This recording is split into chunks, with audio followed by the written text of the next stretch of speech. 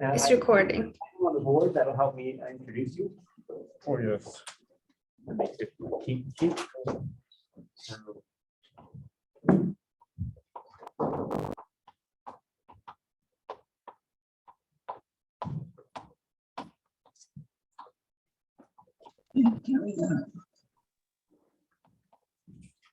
Hi, Gordon.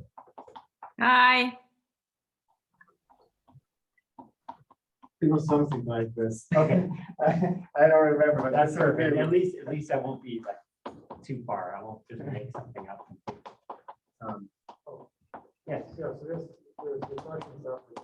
Yeah. Okay. So first announcement after the talk, refreshments, and then the algebra seminar is which room? 4:30. Sorry, this one, 302. 3:02. So algebra seminar is next door at 4:30, and it is a pleasure to welcome Arik Wilbert, who will tell us about odd arc algebras, real Springer fibers, and odd Khovanov homologies. Please stick around afterwards for some refreshments courtesy of the algebraists. And thanks to the algebra people for making this happen. Yeah, thank you very much for the introduction. It's always a pleasure to be here at UGA. So today I want to talk about joint work with the Naisse-Vaz Eberhardt and Naisse. And yeah, so this is basically about odd arc algebras, real Springer fibers, and odd Khovanov homology. So I want to start basically by drawing a diagram of some link. So let's take the hop link, that's the easiest example. Let's call this link diagram D. And sort of one of the basic problems in low homology is can I classify knots or links? Okay. And what I want to recall first is basically a construction that associates to a link diagram a certain chain complex whose homology will be an invariant. Okay. So in order to do this, what I have to do is the first step is I have to look at this diagram and resolve crossings. Okay. So whenever I see a crossing like this, something I can do is I can either replace this by what we call a one resolution. Okay, so this means I'm going to replace this crossing by two vertical strands locally. So think of this as happening locally around here. Okay, so for example, here locally I have a picture like this, and I can replace this crossing by what we call a one resolution, or alternatively, there's something called a zero resolution, which just replaces this by a cup cap there. Okay. So now what I can do is if I fix some order here on my crossings, let's say this is crossing number 1 and this is crossing number 2, then what I can do is basically I can, I don't know, say I want to do a zero resolution for the first crossing and then a zero resolution for the second crossing and draw the corresponding picture. So let's do this. If I do a zero resolution up here, then I replace this crossing locally by something that looks like this, right? So this happens now inside this orange circle, and similarly down here. Okay, so if I do a zero resolution for this crossing down here, I get something that looks like this, and I end up with a picture like this in the plane, which is just a bunch of circles. Okay, so similarly I can also do a zero resolution, a one resolution, so a zero resolution for the first crossing and a one resolution for the second crossing. So then I get something that looks more like this. What else could I do? 1 0, right? So this will look more like this. Oh, sorry.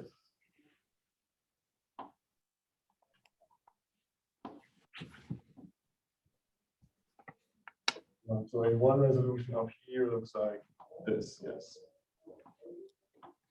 Okay, and then what else can I have do? Okay, I can do 1 1. So let's do one resolution at the first crossing and the one resolution at the second crossing. So I get something that looks like this.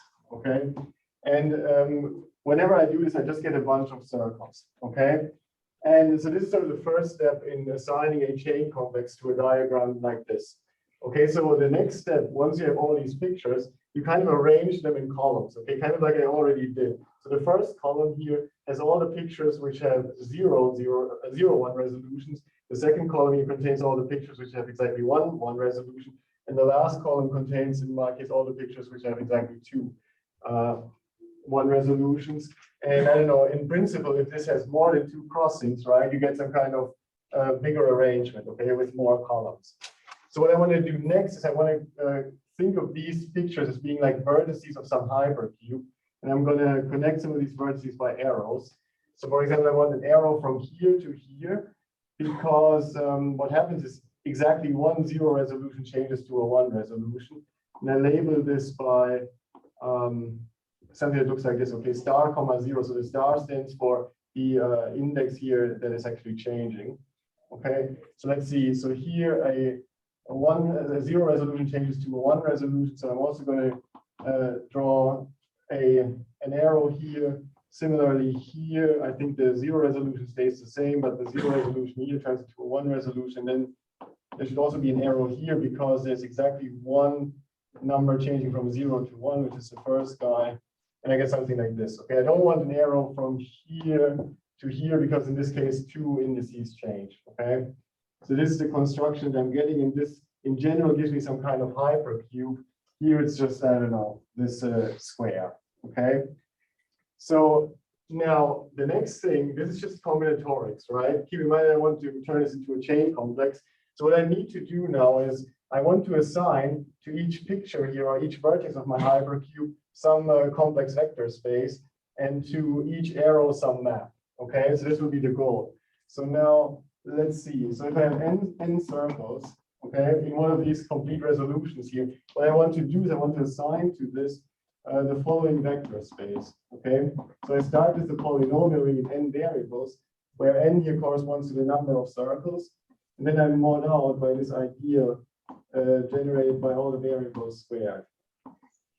Okay, so for example, I don't know, let's see what I can do here. So here I count the number of circles. Okay, I see 2 circles. So what you're going to get here is just cx1 comma cx2 mod x1 squared and x2 squared. Okay, this one is just 1 circle. So what you would end up having here is just the quotient of the polynomial ring modulo x1 squared and so on. Okay, so this is how this works.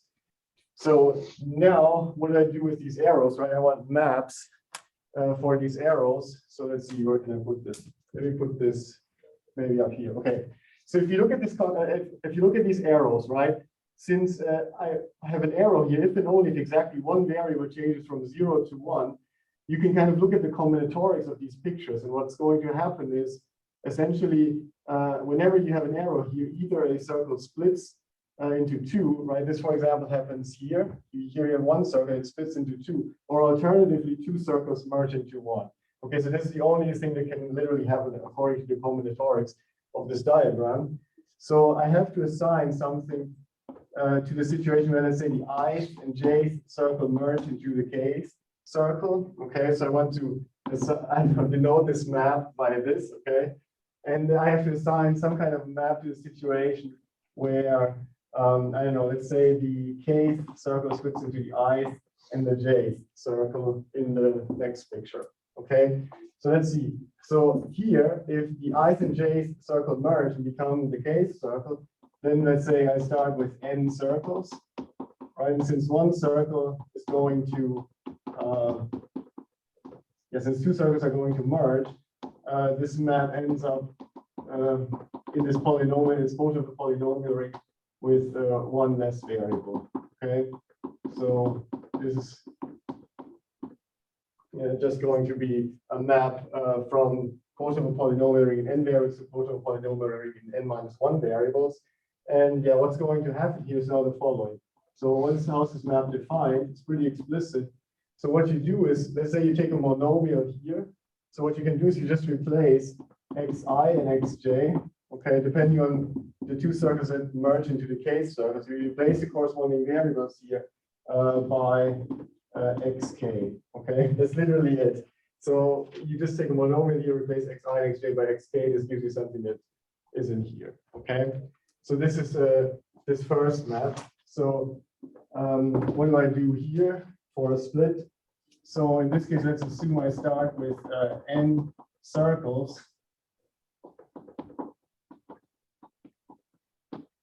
Okay, or let's start with n-1 because because I'm creating one, and then let me say the target has n circles. So let's see.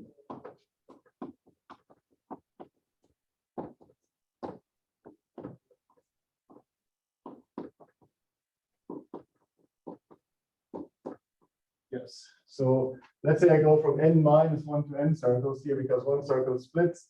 So then this map I can also explicitly write down. This is just basically replacing all xk, okay, where this is the index of the circle that's going to split.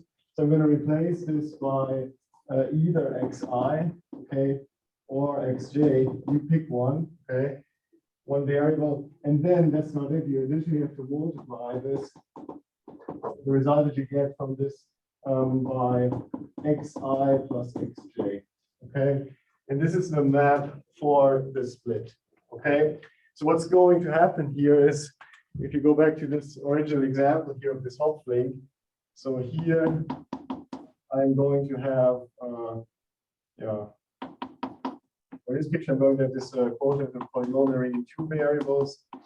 And right, so in this case, I'm going to use this map, right, because two circles merge. And then in this case, I also get a linear map by using this map for the split, okay? So once you've done all of this, you see that you get, this turns actually into a commutative diagram in the category of vector spaces, okay? So this is sort of now the basic constructions. I still have to tell you how to turn this into a chain complex, because this was sort of the goal, to construct the homological invariant of this. And if you think about this, right, this is now a commutative diagram. So what you have to do is, in general, is adjust this by certain signs, because you want these diagrams to anti-commute. So for example, you can take these maps and I'll give this map a negative sign. So this whole diagram anti-commutes. And what you're going to do then is you basically sum this up, okay, in the category of vector spaces. So you choose a sign assignment, which is something you can always do, so that each square in your hypercube anti-commutes, and then you sum. Yeah, you're going to sum along the columns, okay? So this means you take the direct sum of this vector space and this vector space. These guys are going to stay alone. Here you take the direct sum of all these maps, okay? And this gives you some kind of chain complex, which I'm going to call KH of D. And this KH stands for Khovanov, because this is essentially the construction of Khovanov homology, okay? So this gives you this chain complex. Maybe I should say some things here, since I guess a lot of people know this quite well. So if you want to recover the Jones polynomial, you should actually look at this in a graded setup. So maybe what you want to do is look at this as a graded vector space where the degree of a variable is actually in degree 2. And then what you can do here is, I don't know, you can also, you have to incorporate certain shifts here depending on the orientation of this diagram. So what you really need to do eventually is kind of orient your link and work with oriented diagrams. And these orientation kind of give you certain homological and internal grading shifts here, which actually make this into an invariant, okay, the homotopy category of chain complexes. So, right, this construction gives you this chain complex maybe up to, let me write this to be completely honest, up to grading shifts, okay? So this is the chain complex that Khovanov would assign to this link up to a certain grading shifts. Okay, yeah, any questions about this? Okay, so now here comes the sort of stuff that probably not as many people know. So, okay, let's go to this, right? What does that mean? So something I can do instead is, okay, I can do all this combinatorics, right? I can write down all these diagrams, construct my cube here, but I'm now, instead of assigning to n circles, basically this quotient of this polynomial ring, what I'm going to do is I can then also assign to this an exterior algebra, okay? So that's a new idea. So what I'm going to do is I'm going to take an exterior algebra on n generators and assign this to n circles, okay? So as a vector space, nothing changes because this vector space is isomorphic to this, but there'll be something interesting in the maps, okay? Something interesting will happen in the maps. So in some sense, what you should think about is the original theory is somehow a commutative theory, and this odd version is kind of or a non-commutative version of Khovanov homology. It's almost commutative up to signs, okay? So if you ignore all signs, yeah, I mean, these things will actually coincide. Okay, so what we can do is this, and then actually, yeah, change these maps here accordingly. So if you now think of an exterior or having an exterior algebra here in n variables, an exterior algebra in n-1 variables up here. So this is literally in the purple world, it's the same rule, okay? So if you have like some wedge product of some of these variables here, you literally just replace xi, xj by xk, okay? This is going to be the same rule also in this world. This one here is actually more interesting. So what you can do is still, I don't know if you have some wedge of these variables here, then you can still replace all xk by xi or xj. But this multiplication, the multiplication now turns into taking like a wedge product, of course. So this is taking the wedge, but not with this guy. So what happens now in order to make this well-defined is you kind of have to choose one or make one of these guys, one of these variables a preferred variable in the following sense. So what you need to do is you need to either like take the product with this guy, okay, where this guy becomes as a negative sign, or alternatively, what you could do is take xj minus xi. Okay, but these guys need to have different signs in order for this map to be well defined. Okay, so what you see here is now, this is where the interesting stuff comes into the picture. You actually have to make a choice here. So for example, in this case, one circle is going to be preferred, right? The one that gets the negative sign here, and it's your choice.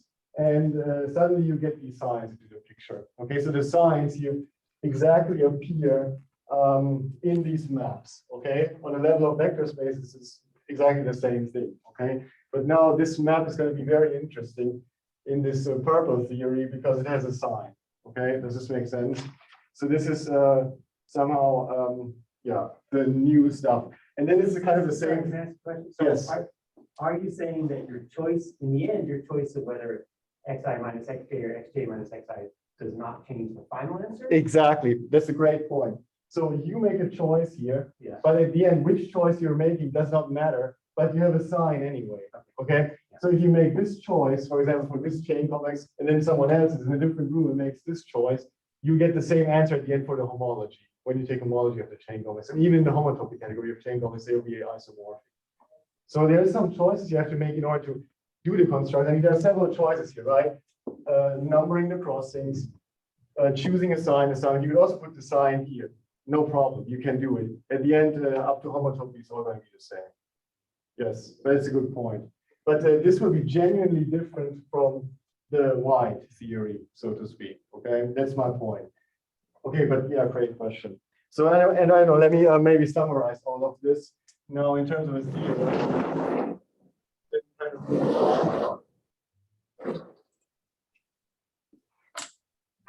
okay, so let's see. So this is a theorem. So for the theory, which is now in white here, this is due to Khovanov, and then the modification is due to Osváth-Rasmussen-Szabó. Right, and here are the main things, okay, about this. So the homotopy type of yeah, the original theory, and then maybe I should call the purple theory. So let me maybe write this down here. So if you follow this in purple, so the purple one, let me denote this by O, KHD for odd. Okay.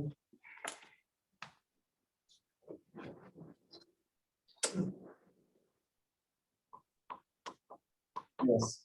So the homotopy type of these guys is a link invariant.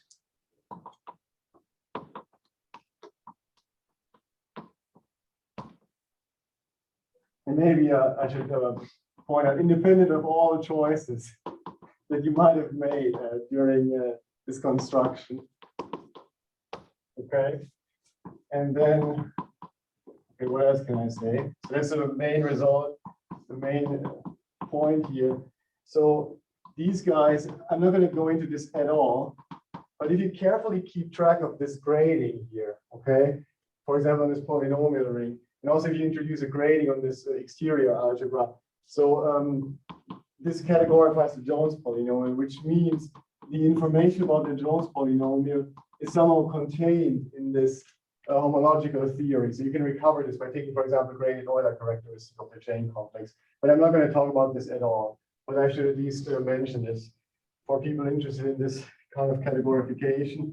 Will not play a role at all. But So they both categorify the Jones. yes, They're not the right. And this is actually trivial. Why? Because the Jones polynomial, I mean, that's a great question because, okay, I can point out one interesting thing. So so the Jones polynomial is only in the vector space structure, okay? And the maps, they don't care about the Jones polynomial. And what I'm only changing is when I pass from the Y to the purple theory, is I change the maps. And this is sort of on the categorical level. So the new structure, this is what I change. So the categorification is very interesting. But the Jones polynomial itself is kind of trivially contained in both theories because it only depends on the vector space structure, not on the maps between the vector spaces. So yeah, that's a great point. So, but yeah, so they both categorify the Jones polynomial. And maybe I should also say that mod 2, of course, since the science is the only thing that happens here, they are actually 100% the same. So now you might wonder, is this interesting at all? Okay, because these 2 points, this might maybe give you a hint of maybe that's not too interesting. But the point is, this is very interesting from the point of view of low-dimensional topology, because the odd Khovanov homology is like genuinely different from the original Khovanov homology, in the sense that there are certain things which cannot be distinguished by odd Khovanov homology, but this guy can, and vice versa. Okay, so you actually need, I mean, you both are useful, right? Because there are certain things that this guy can't distinguish, but this guy can, and vice versa. Okay, but this is literally information that's contained in the homology. So you literally have to, I mean, the Jones polynomial is the same. So you have to go up into this categorical world. Okay, so it is actually very interesting. So I should point this out. Subtly different, but very interesting. Okay, so this is sort of the starting point of what I did with Jens and Gregoire, but I wanted to recall this because this is sort of the basic motivation. Okay, so maybe I should, do you have any questions about this? Yes. So maybe you're kind of saying, I would expect that like the OKH would be just like a better invariant than KH. Now what you said about vice versa. Can you say like, is there any way to say really quickly like why that vice versa happens? I mean, it's hard to say why. I mean, they're just different. None of them is better in the sense that, I mean, if you, I don't know the example from the top of my head. You have to go to very big examples. So you can take 2 knots and they'll have the same Khovanov homology, but the odd Khovanov homology will be different. And then you can also take 2 different pairs of knots, and the odd Khovanov homology will be different, but they have the same Khovanov homology, and it's just different. Okay. So why this happens? I mean, it's just the stupid answer is because I don't know, they're different. Okay, so I don't know if you take even on the uncategorified level, there are things that are distinguished by the Homestead polynomial, which are not distinguished by the Jones polynomial or something like this. So it's just different, I guess. So, and the reason, like the deeper reason are these signs, of course, because that's literally the only difference. It's kind of like taking 2 different knot invariants. And they're different for this reason because they're different somehow from the beginning. Although the difference is very subtle, I would agree with that. Yes. Is there any reason we're using the complex numbers like we want to calculate the closed field, or could we just? No, not at all. So this is just for me because I'm going to work with, I don't know, for me, this is like, if you start to do algebraic geometry in this context, I like to work with complex numbers. And also Chromology rings, I mean, eventually we're going to take Chromology of certain algebraic varieties, and then I would like to have complex coefficients because this makes my life easier, okay? Like working with coefficients over a field makes homology easier. That's just the point. But actually the original Khovanov homology was constructed over Z. And that's of course a good, I mean, every topologist would probably agree that this should be what I should be doing. But I'm a little bit lazy in this sense and just work over a field to make my life easy. Yes? I was going to ask, in the definition of this map, where you say replace all xk by xi or xj, is that a choice, or is that Oh, yeah, so you choose, okay? So whenever you see an xk, you choose, do I want to exchange it for an xi or an xj? That's your choice, okay? And it doesn't matter, exactly. And it doesn't matter, I mean, yes, you can check it doesn't matter. But the fact that it doesn't matter kind of depends in this case. I mean, if you don't want this to matter, you have to introduce the sign, okay? This is exactly why there's a sign. So you can do like a small computation and kind of check. Yeah, it doesn't really matter. Just, I know, take, I mean, it's easier than you think because, I mean, you can have at most one xk up here, if you think about this, because once you square it, it kills the whole thing. Yeah, it's because you multiply by xi plus xj after you choose. Yes, exactly. And this here kind of, yeah, I don't know, just write it down. It's kind of easy. Just write down a line, like what this actually means. And each monomial here has at most one xk. So you choose, and because of this, it actually kind of cancels out all the problems. But here, unfortunately, with the wedge, because the wedge is sort of not commutative, you have to switch variables at some point. So you have to correct this by this sign. It's actually not too bad. Write it down. It's actually quite interesting. Yeah. So in the first case, you actually erase monomials with an xk. I mean, I don't kill them. I mean, Or you. I just replace, I don't know, you see, I don't know, maybe I have something like this, x1, xk, let's say, I don't know, x2, right? And then I replace this maybe by x3, okay? So that's literally what happens. And sometimes, of course, I'm going to kill something. If my k is 2 and there's already a 2, then the thing is gone. Yes, that's right. Okay, yes, anything else?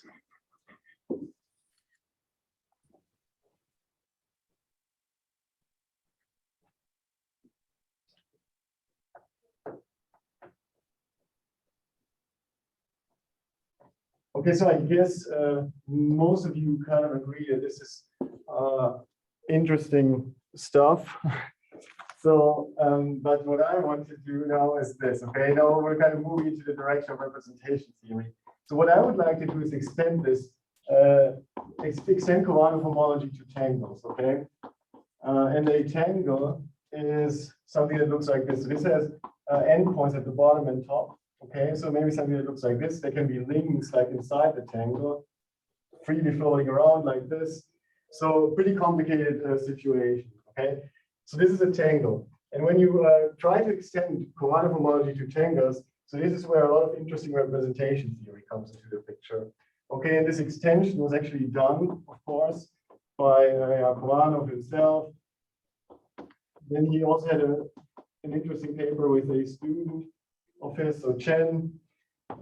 So my former advisor has a category O version of Khovanov homology, and then there are things with coherent G, for example, by Cordes and Chemnitzer, and there are many more different constructions of how to extend this stuff that I just erased to tangles. Okay, so what I want to focus on is the original extension, which was done by Khovanov and Khovanov, and the key ingredient here is are these arc algebras.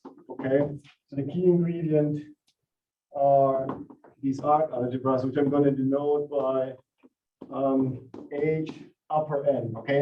And there'll be one for each non-negative integer, okay? So these things, so they were constructed by Khovanov and Khovanov, as I already mentioned, and then vastly generalized by Schroppel.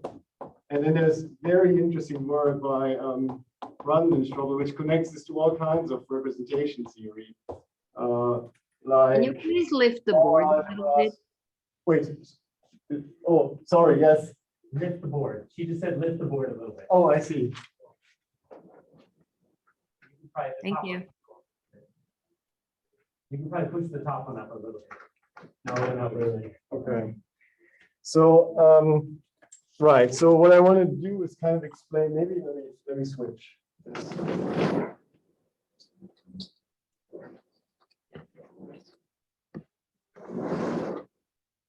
Right, so what I kind of want to do now is maybe explain this algebra here a little bit. at least to give you some idea what's going on. Okay, so this algebra, this H upper n, okay, this is based on the combinatorics of certain crossingless matchings. Okay, so Bn is going to denote the set of what I call crossingless matchings on 2n vertices. Okay, and so n is like the number that you fix upstairs. Okay, so if you want to construct H upper n, you fix some natural number, and yeah, you look at crossingless matchings on 2n vertices. So what do I mean by this? So let's maybe write down B upper 2. So that's a set of certain diagrams. So what's a crossingless matching? So if n is 2, so then I'm going to fix 4 vertices here. And to get a crossingless matching, what I'm going to do is I'm going to take 2 vertices here, and I'm going to connect them by some kind of half cup. Okay, so something like this would be allowed. And each vertex here is incident with exactly one endpoint of a cup. Okay, so this is kind of what's going on here. So you're not allowed to have something like this. Okay, each endpoint is connected to exactly one endpoint of a cup, and it has to be crossingless. Okay, so this is not allowed. Also, something that's not allowed is this. Okay, because now this diagram has crossings. Given that, if you think about it for a while, the only thing that you can do is actually construct these 2 pictures. Okay, that's your whole set. Okay, so let's see. So now, how do I get this algebra from this?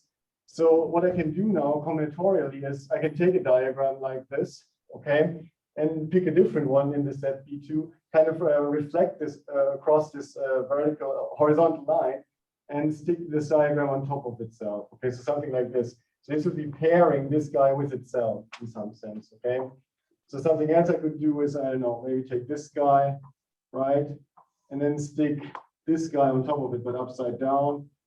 So let's actually write down all the possibilities, because you have 4 possibilities. So if this guy here, these 2 cups are at the bottom, so then I can put either the guy itself on top of it or this guy. And the last possibility would be this one. Okay. So these are all possible pairings, let's say, of 2 diagrams in here. Okay. And now from this, I want to construct an algebra. And there's something we learned from Khovanov homology how to do this, right? Because this will always be a bunch of circles, right? So the point now is I know what to assign to, I don't know, this kidney, right? So I just assign to this quotient of the polynomial ring in 2 variables, because I have 2 circles. Okay, that's the thing. So here I also have 2 circles, so I can assign a quotient of polynomial ring in 2 variables to this. That's only one. Oh yeah, sorry. Yes, you're absolutely right. Yeah, sorry about this. Yeah, thanks for pointing this out. So this one is 1 circle. So this one becomes this guy, and this guy becomes, okay, this one is genuinely 2. Okay. Okay, so this is what I can do. So now, how do I turn this now into an algebra? So first I'm going to construct the underlying vector space. So, okay, what I can just do is, of course, this, right? Let's sum all of these guys up. Okay, look at all these possible pairings, and let's sum up all the corresponding vector spaces here. And this is the underlying vector space of my algebra. So this is going to be, in this case, H2, okay, because n is 2 in this case, but only as a vector space. Okay, so I should mention this. It's not a direct sum of algebras. This is the underlying vector space of my algebra. Okay, and the multiplication is actually much more difficult. So let me show you in an example how this works. So writing down the vector space is not too bad, but the multiplication is kind of complicated. So let's write down one example. Okay, so let's see. Let's say I want to multiply an element in here by an element in here. Okay, let's say I want to do this. Okay, so in order to do this, I first do some diagrammatics. Okay, so if I pick something in here and in here, and I want to multiply them, so I'm going to take this picture here, put this here, and then the picture for the second summand, put this down here, okay? And what I'm going to do now is like do certain like diagrammatic surgeries of this diagram until I reach something new. Okay, so what do I mean by this? So in this case, what you see is that in the middle here, these are the same diagrams. Okay, one is just upside down.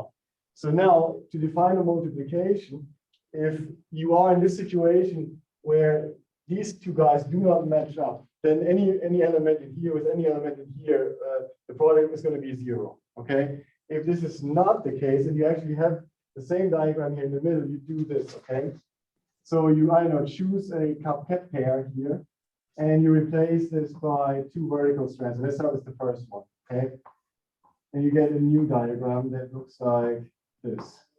Okay, does this make sense? And then you continue. Okay, so you go to the next cup-ket pair. And actually here in this case, I'm already done, okay, at this point. And in the last step, what I can do, I only have vertical lines, so I'm going to collapse this down to this, okay? And what this tells me now is that the product of any element in here and any element in here should be back in here, okay? This is the first thing that this is supposed to tell me. But now, which element is it, okay? In order to figure this out, I have to do some more work. All I know right now is that I want the product of something in here with something here to be back in here. Okay, so now again, I use the stuff that I know from Khovanov homology, right? So these are 3 circles. So what I can do is just, okay, I just assign this quotient, this polynomial ring in 3 variables to this collection of 3 circles. And then here, okay, I have 2 circles. Let's put this guy down here. Okay, what do I have here? I think just 1 circle. Okay, great. And now the good news is I also have certain maps, right? For each surgery here, you can check again, since essentially I'm replacing a 0 resolution by a 1 resolution. Again, either something splits or something merges, okay? And I have maps for this. Okay, so here I'm going to use the maps from Khovanov homology, okay? And this works because exactly like 1 circle splits or 1 circle or 2 circles merge, okay, by the combinatorics of the diagrams. And that's basically the multiplication, okay? So what I can do now is identify this, of course, with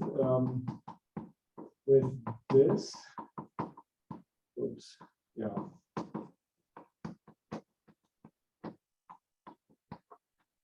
Right, so I can identify this quotient of the polynomial ring in 3 variables as a tensor product over C with, I don't know, this space and this space, right? And then this whole composition is going to give you the multiplication, okay? So this is how the construction works. So if you do this now for every pair, you get your algebra structure, okay? And I should mention that this is a very nice algebra. It's associative, graded if you take care of the grading, which I didn't, okay? I kind of forgot about this. Like after I mentioned it for Khovanov homology, I'm not going to deal with it in this talk. And yeah, so this is what you get, okay? And this is kind of how to construct this algebra HN. Okay, any questions about this?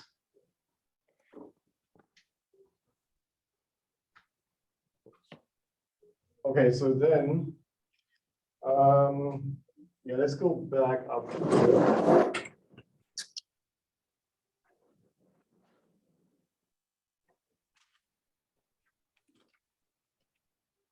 Right, so let's see what else was in my title. Is it still here? Okay, we talked about arc algebras, we talked about Khovanov homology. Let's connect this to Springer fibers, okay? So there's one thing, so this is also a result by Khovanov. So let's put this here.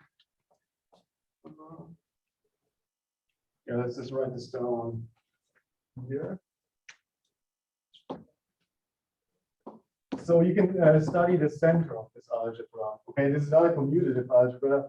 So studying the center is interesting. And what you can do is you can kind of identify this with the Chromology ring of a certain algebraic variety called a Springer fiber. So I'll just say a little bit more about this, what I mean by this.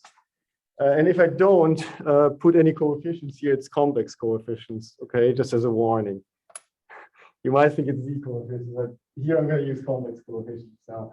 So again, this is due to Khovanov. So he studied the center of this algebra and identified this with the Chromology ring of a Springer fiber. Okay, so what I should do now is explain this. So this is now a bridge to geometry. Okay, so I don't think I need this. So yeah, I'll erase this.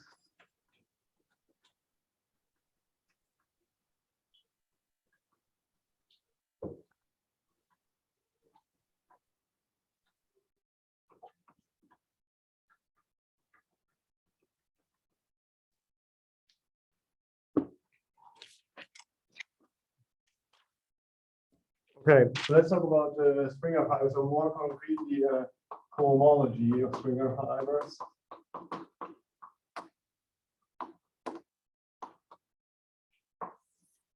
Okay, so what's going on here? So what I can do is to define these Springer fibers. I'm just going to take an m by n matrix. Let's say with complex coefficient. I'm going to pick a nilpotent one.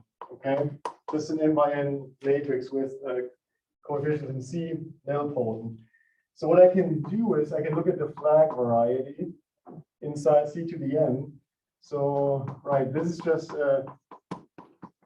nested subspaces inside C to the n that look like this. Okay, so this is a flag variety. So for in my case, I'm going to call this E.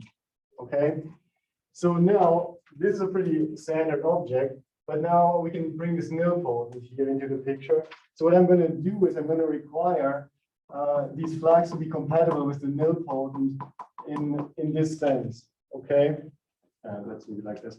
So I can define a certain subvariety of the flag variety by bringing this nilpotent into the picture. And I'm going to say, okay, well, each flag here should be fixed by the nilpotent. Okay, in this sense. So if I apply X to the I space in here, then I should be back in the I space. Okay, so this carves out a subvariety of the flag variety, and this is extremely interesting.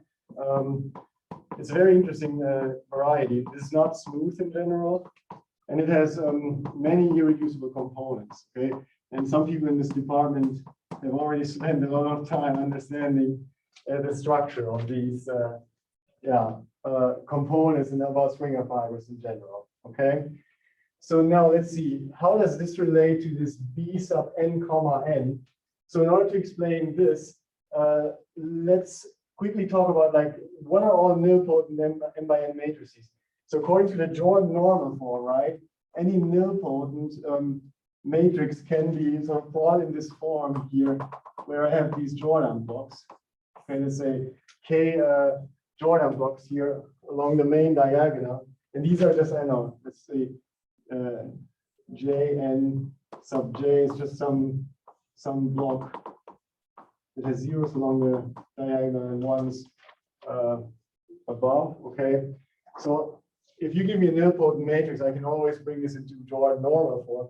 And what happens now here is that this variety up to isomorphism really doesn't depend on the choice of X. It really only depends on the Jordan type of this nilpotent. Okay, so we call the Jordan type. So if the Jordan type of this nilpotent here that you fix is actually lambda, and by lambda I mean the partition that I get. So the partition of M that I get by, I don't know, decomposing M as the sum of n1 and 2 up to n sub k. Okay, so if the Jordan type of this is, I don't know, some given partition, then each Springer fiber for this will be isomorphic. Okay, K is algebraic varieties. So sometimes I don't really specify this choice of nilpotent. What I'm going to do is just write this as B sub lambda. Okay, and this is what's going on up there. Okay, so if I write B sub n comma n, what I'm choosing here is basically two Jordan blocks. Okay, two Jordan blocks, and this is basically a partition of 2n. Okay, your n in this case here will be 2n. Okay, and I have I have two Jordan blocks, each of which is size n. Okay, this is what's going on up there. Okay, so now the point now is, what is this cohomology ring? So this cohomology ring, this is this was described in work of De Concini, Borghese, and also by in work of Tanizaki. So what they can actually do is it describes explicitly as a quotient of this polynomial ring, let's say an n, well, let me say m variables here because this is what I'm using here. Okay, factorizing c to the m. So you can take this polynomial ring and you can quotient out explicitly by some ideal, which depends on this partition. Okay, so this is something that you can describe in terms of elementary symmetric functions, but I'm not going to go into this, what it is exactly. But they explicitly write down this quotient. Okay, so this is sometimes called the Tanizaki ideal. And what's really nice is that you actually have an action of the symmetric group on here. Okay, so according to Springer theory, this is why representation theorists are interested in this, is that you have an action of the symmetric group on this Chromology ring. And in this realization, you can actually see this explicitly by just permuting these m variables. Okay, so this is one of the nice things. So you get an action of the symmetric group here, and in this presentation here, it is you can describe this explicitly by just permuting variables, which is really nice. Okay, so for the purposes of this talk, I want to think of this group algebra of the symmetric group as the Hecke algebra of the symmetric group specialized at q equals 1. Okay, so you will see in a minute why I want to do this. Yes. You mentioned like how to count the number of irreducible components. How to count the number of irreducible components. Oh, you mean here? Yeah. Yeah, so that's the dimension. Okay, so I mean, okay, so for every lambda, right, there is an irreducible representation. For every partition of m, there's exactly one irreducible representation of the symmetric group. Okay, so the number of irreducible components here is exactly the dimension of this irreducible representation corresponding to lambda. Okay. Yes. Okay, so let's see.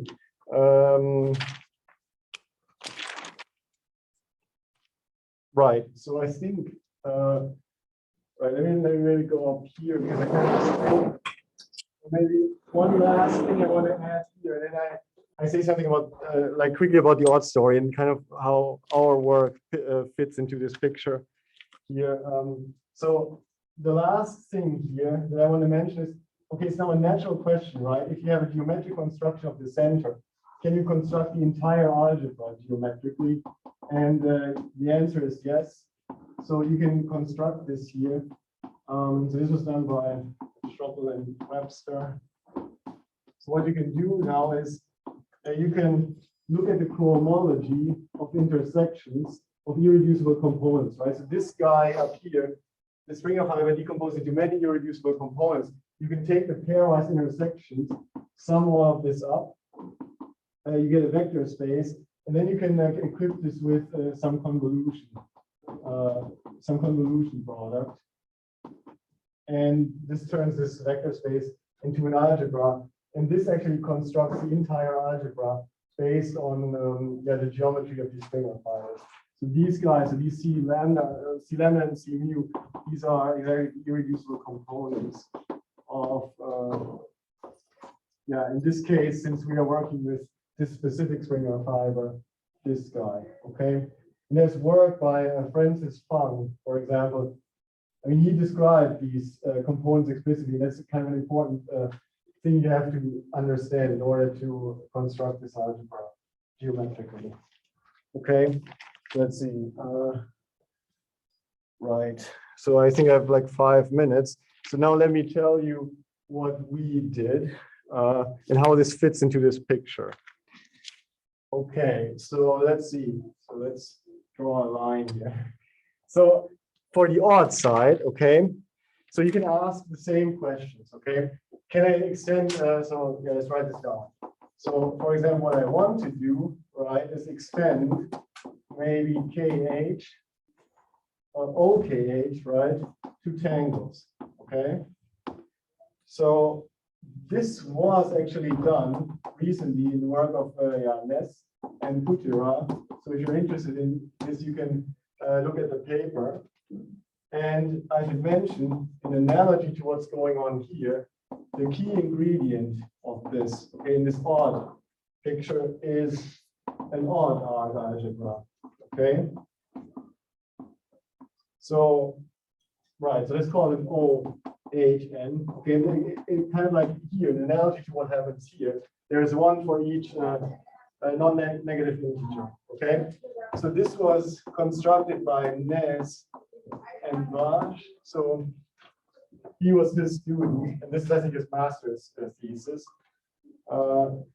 Right, and they constructed this algebra, and the issue with this algebra is somehow, whereas this is a pretty nice algebra, this algebra here is not even associative, okay? Because with all the horrible signs, what's happening here is it's not going to be associative. So it's extremely bad, okay? It's very difficult to deal with this. So this is not associative.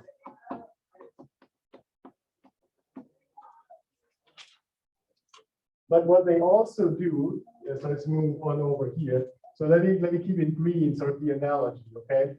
But what they also do in this paper is, it doesn't really make sense to talk about the center here in this weird case, but they define something called the odd center. So this is basically like the usual center, but certain elements only commute up to signs, okay? So again, in the interest of time, I'm not going to write down the technical details, but think of this as like the regular center, but things commute only up to sign. And the question is now, what is here, okay? So what goes on this side? And this is sort of what we did in our paper, okay? So one of the first things is kind of, we try to understand kind of what to put here, okay? And maybe before I say this, let's actually go, or no, let me say this, okay? So let me say this. So what they actually show, I mean, this is still in this paper. So what they do is they show that this is isomorphic to something called the modification of the homology of this two-row Springer fiber, okay? So this is still in this paper. And yeah, so what is the modification of the Springer fiber? So maybe let me write this next to this so we can compare. So this is a classical picture. And then there is the modification. Let's write this down in green.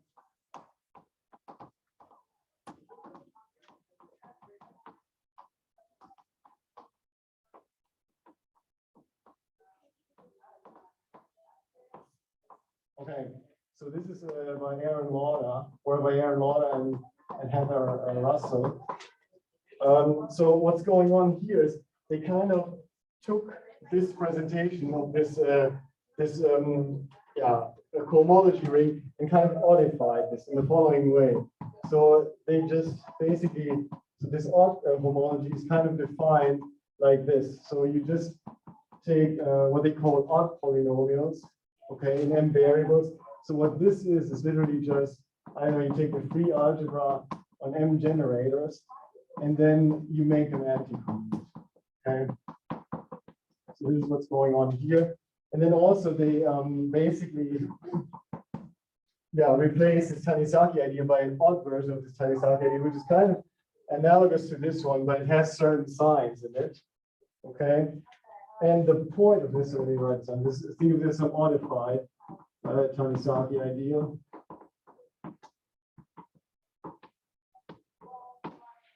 And which basically means just introduce certain technical signs. And why are they doing this? They are doing this to get representations of the Hecke algebra, but specialize at parameter q equals -1. Okay. So this work kind of takes this classical story on this side and kind of introduces certain signs in a kind of technical way. And they produce representations of the Hecke algebra, the symmetric group specialized at q equals -1. Okay, but when you look at this, so there's one issue, and the point is they literally take the cohomology ring and modify the cohomology ring, which in my opinion makes no sense. And probably as a topologist, you'd also agree, I don't know, why don't I change the space, right, and apply the original functor? And this is sort of yeah, what lead us to the things that we did with Jens and Gregor. So what we now found is the space that basically recovers this. Okay, so let me maybe write this down. So I don't think I need this anymore.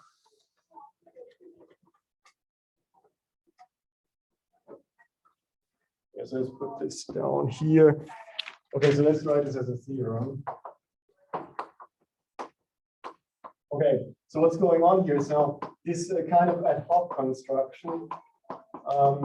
This does indeed have like a geometric meaning. And here's the thing. Okay, so you take cohomology, just regular singular cohomology of the Springer fiber, not the complex Springer fiber. You take the real points inside the original complex Springer fiber. Okay, so you pass to real points inside the complex Springer fiber. And if you take the cohomology ring of this, you get exactly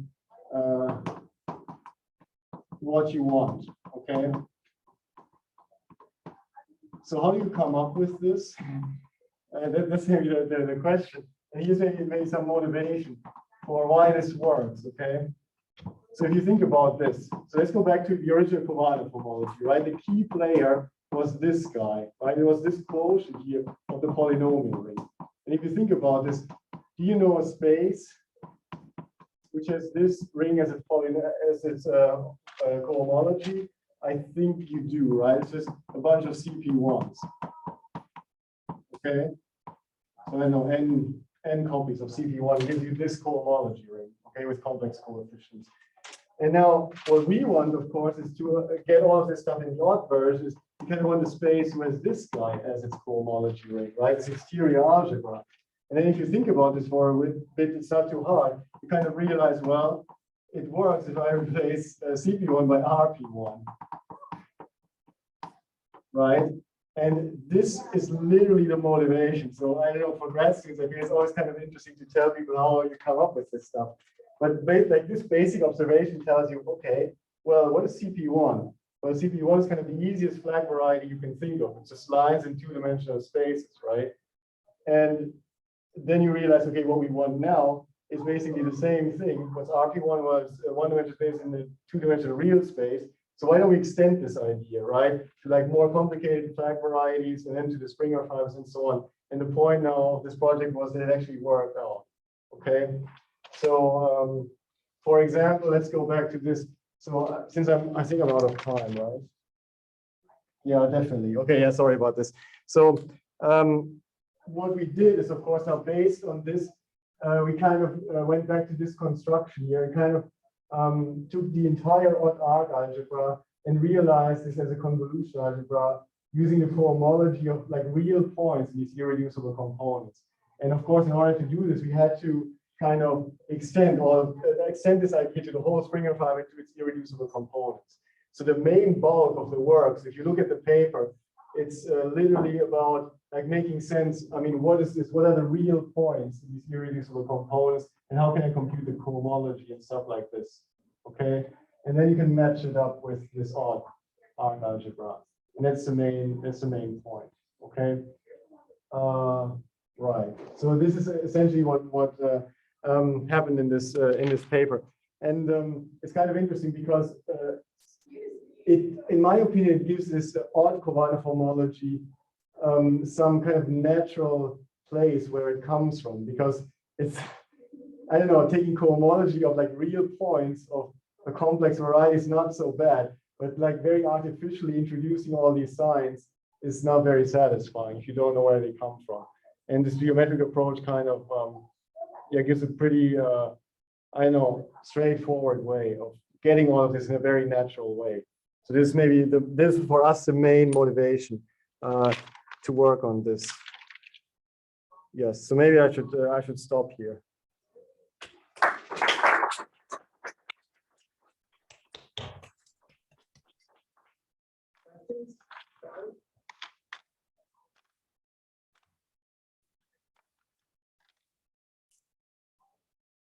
This is just intuitive, but I mean, what strikes me that's a little weird is that I always thought, real algebraic geometry is like a bazillion times worse than algebraic geometry, right? I don't disagree. Right? Yes, Real varieties are much harder to think about or compute with or anything. yes. But at the beginning, I had to deal with odd as just a few flips of signs, and it's just no harder or easier to work with. Is there some sense in which there's a real qualitative difference between the difficulty of computing with odd versus ordinary? I mean, in some senses, it's just in the science, okay? So all the proofs here, they kind of course, you can use the same ideas as in the classical picture, but you just have to additionally carefully keep track of the signs. But that's pretty much it. So in this sense, it's not much worse, to be honest. So, but in general, I mean, we are looking at very specific varieties here. So if, yeah, and I would say I don't know much about real algebraic geometry in general. Those specific varieties. Yes, I mean, the point is so maybe I should say that all of this, of course, works in some sense because these varieties are very specific, okay? So in some sense, this is not like maybe like a problem that an algebraic geometer would ask, like it's not that abstract, or it's pretty concrete in some sense. So you pick certain varieties that are actually of interest to you, and you can somehow deal with them. And so, I mean, for example, something that's very important here is this, okay? If you look at this. So for this whole Khovanov homology stuff, we're really always only looking at nilpotents with two Jordan blocks, okay? Of course, there's geometric representation theory theorists. They look at basically these Springer fibers for an arbitrary partition, and it's interesting, of course, and you kind of have to do it to get like the full picture. But for example, in the context of knot theory, you only need to know basically Springer fibers for nilpotents with two Jordan blocks, and it gives you everything you ever need to know about Khovanov homology. That's kind of interesting. So in some sense, we get away with, I don't know, doing less work, but in some sense, the good news is that Khovanov homology, all this kind of low-dimensional topology stuff really only needs this. And you don't have to do anything more complicated. Of course, now you can ask, like, what do I do for, I don't know, SLN homology or something like this? And then, of course, you have to do it in more general, but I know Khovanov homology is just sort of the UQSL2. Reshetikhin-Turaev invariant. So it's all about SL2, and the 2 in SL2 is kind of reflected in the 2 Jordan blocks here. So in some sense, the good news is, Khovanov homology in some sense from a representation theoretic point of view is relatively easy and easy to deal with, which helps a lot. So I don't know much about real algebraic geometry, but I could still deal with it. So let me say it like this. Any other questions? Yeah, I was going to ask. So you say that the key ingredient to extending Khovanov homology to tangles lies in these Arik algebras, and similarly, the key ingredient to extending odd Khovanov homology to tangles is odd Arik algebras. I'm curious, like in what sense, if that could be answered quickly. And then also, as an analogy, like what would be the key ingredient to the standard Khovanov homology? I mean that in these other cases are being played by the Arik algebras. Would it just be the polynomial ring quotiented by these ideals? Wait, so let me say something on the first question. Okay, so I think I can like draw like a picture that's really reasonably clear. So I mean, if you have tangles, right? So let's draw something like this, okay? So what happens now is that let's say you have this, okay? So what you want to do now is, if you want to construct a homological invariant of this, so what you kind of want to do is put a category here. Let's call this C, right? And you want to put a category up here, okay? And this category should kind of depend on the number of strands that end there, okay? So in this case, I have 2 endpoints. So I know let's actually do it like this. So let's call this C2, this guy C4, okay? You have to somehow cook up some crazy category, which kind of works, I don't know, with the number of endpoints here. What you then want to do is this picture here, right? This tangle should actually give you a functor, okay? So number of endpoints correspond to categories. Pictures like this correspond to interesting functors, okay? So now what you want to do here is now, of course, you should wonder like, okay, how do I define these categories? And in this case, it's literally modules over the Arik algebra where you have the 4 here, okay? So this category is well, maybe not exactly. So I should go to like a homotopy category. So you take the category of chain, let's say bounded chain complexes of modules over this arc algebra, where this n is now 4. And then here you take the same thing, but with a 2. Okay, so this is why they're so important. And then you kind of have to look at, get a functor from here to here, which is basically tensoring by a chain complex. Okay, so this recovers the original Khovanov homology in this sense. If you have nothing down here and you actually have a genuine link, then this collapses to literally just, I don't know, Z mod or something like this. And similarly up here. And then this functor is tensoring by a complex. Okay, and this is exactly this Khovanov complex. Okay, so if you have this elementary introduction, Khovanov homology, usually you just get this complex, right? And you don't think of this in this picture of like, you don't think of this complex as a functor, but tensoring with this complex actually gives you a functor. And then if you kind of collapse everything to this point where you deal with links and knots, then I don't know, the complex kind of, you should think of this as a functor between these two categories in some sense. And this is why they are kind of important, because they kind of extend this to the point, to this case where you have endpoints, okay? So this is sort of my answer to the first question, like what role they play. They kind of give you the categories in order to lift this to a categorical level. Okay, what was the second one?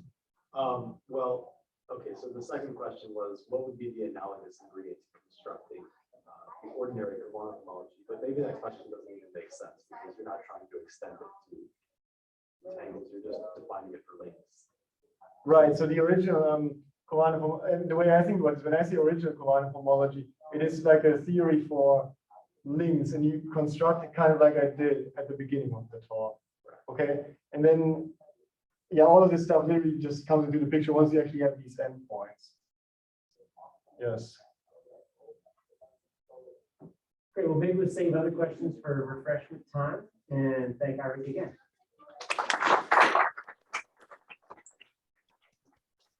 Questions, go ahead, next door.